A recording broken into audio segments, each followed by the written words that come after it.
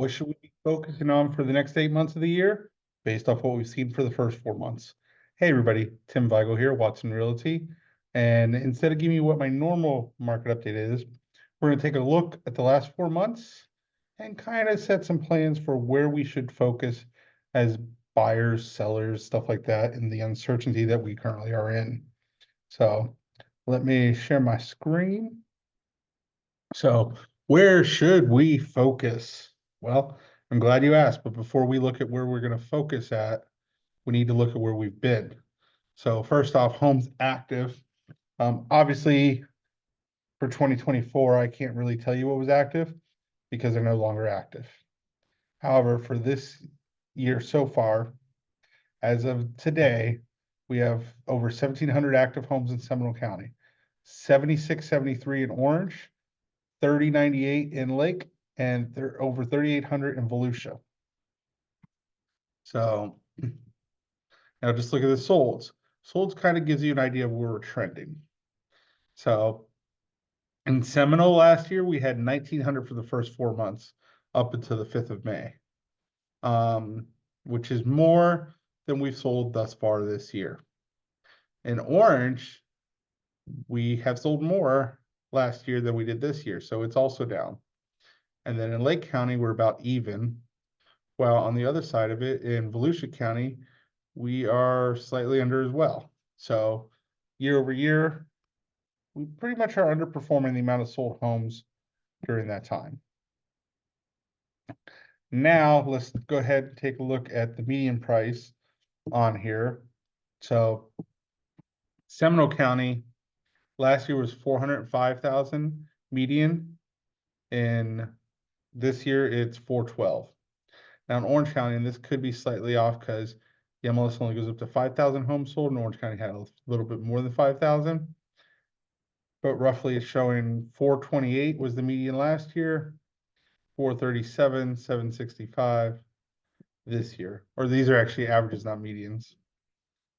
Lake County, 376 was the average, while 375 is the average this year. And Volusia, 350 was last year, and it's 339 this year. So now just look at the sold terms, and this I think is the most telling of all this information.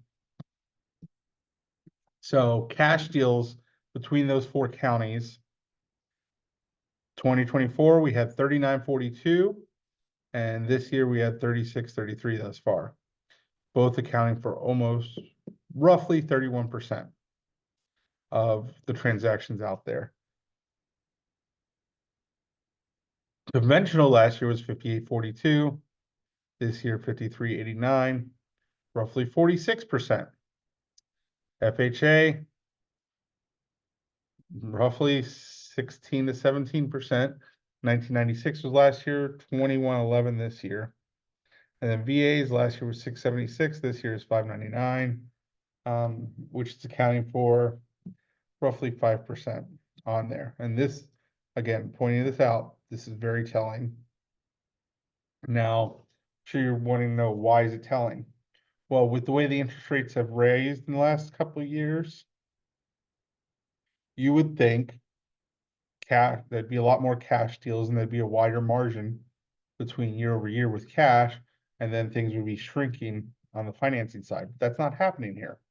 They're all staying about even kill, about the same. So what that tells me is, even with the interest rates, you might have some impacts where people can't qualify. They're not going to be out there buying. They're not going to be looking. But the ones that are buying, it's nothing that's stopping them. And you got to remember, interest rates, even though they feel high for us in the sixes, and when they hit the sevens, that's not necessarily the case for everyone. Because back in the 80s, we were basically double what we are now. So it doesn't bother too many people.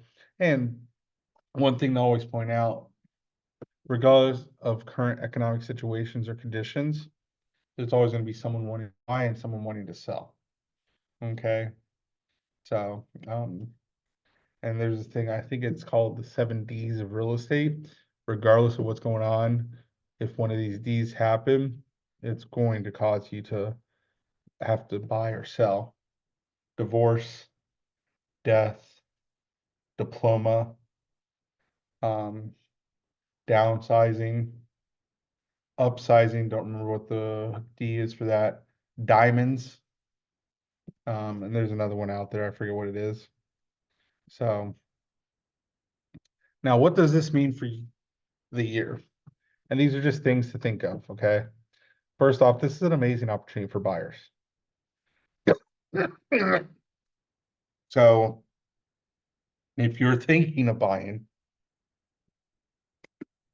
but you're not sure, now's the time. You get to talk to sellers, you get to actually negotiate, and sellers want to sell, you want to buy. Let's come to terms and find out something reasonable. Now, again, another thing to point out, which I kind of already tapped into, roughly 75%, 70% of the sales are loans.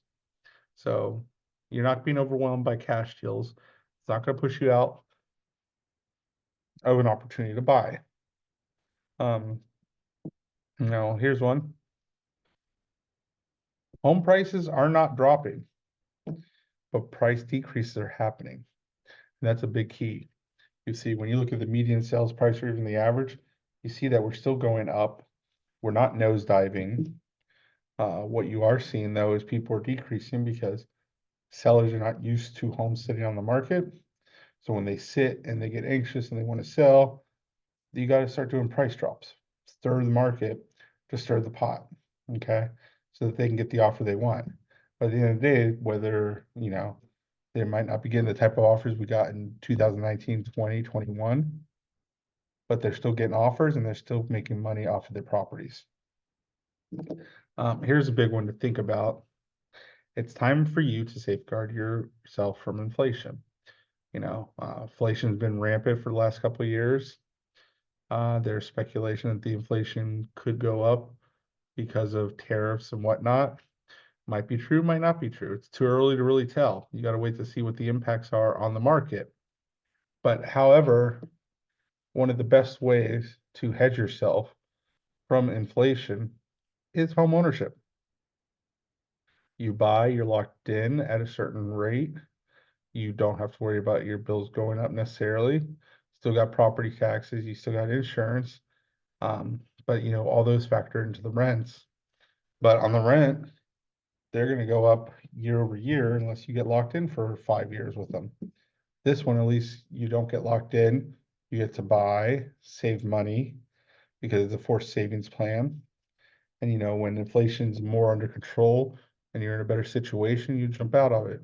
Now, one thing to point out when you look at the inventory and the buyers, like I mentioned, the 7Ds of people buying and everything like that. Well, some sellers, if they don't have to sell, they're not going to sell. They're in a low interest rate. As everything goes up around them, they're staying the same. So they're kind of protected against some of the uncertainties in the market right now. So just thing to think of. Another thing to think of is what is your 10-year plan? So this is an ample opportunity. Are you going to be a first-time home buyer? Are you going to look for an investment property? Think about that, okay? Because this is a golden opportunity. I mean, you just look back, think about when your parents bought homes, okay? And back then, even though we don't think of it now, they were complaining about the amount they had to pay for homes. I mean, 10, 15 years ago, people were complaining about it. And the prices just keep going up, up, and up. And here's the truth of the matter. What doesn't get mentioned enough is prices go up because of supply and demand. We're in a high demand area of Central Florida. We're in a state with no state income tax. We're in the center of the state. We get good weather, and more importantly, people come to us to vacation. So people moving here, they're basically trying to live out their best vacation life 24/7. So we don't have enough homes for everyone coming here. And because of that pressure, it's going to keep driving up prices. Okay. That's just a fact. So if you buy now in 10 years, you're going to be talking about how prices are just too expensive for you then. So might as well plan it out now. Now, if you want to connect with me, have any questions, here's my QR code with all my goodie information.